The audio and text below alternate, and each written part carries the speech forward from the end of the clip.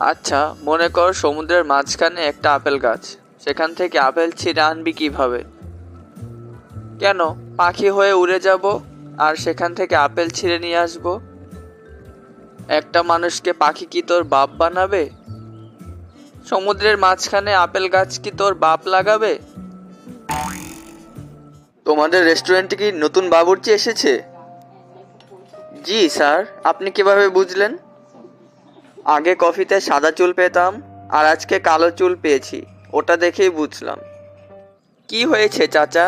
আপনি ওইদিকে কোথায় যাচ্ছেন? আর বলিস না, প্লাস্টিক সার্জারি করার জন্য একজনকে 5 লাখ টাকা ধার দিয়েছিলাম।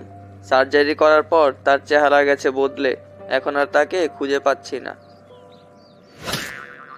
আগামী মাসে আমাদের সংগঠনের পক্ষ থেকে যৌতুক বিরোধী সমাবেশ করব।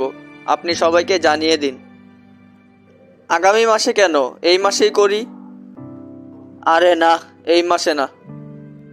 কেন? এই মাসে করলে কি হয়েছে? কারণ এই মাসে আমার ছেলের বিয়ে। আমাকে একটা পান দিন তো। আপনি কি জর্দা খান?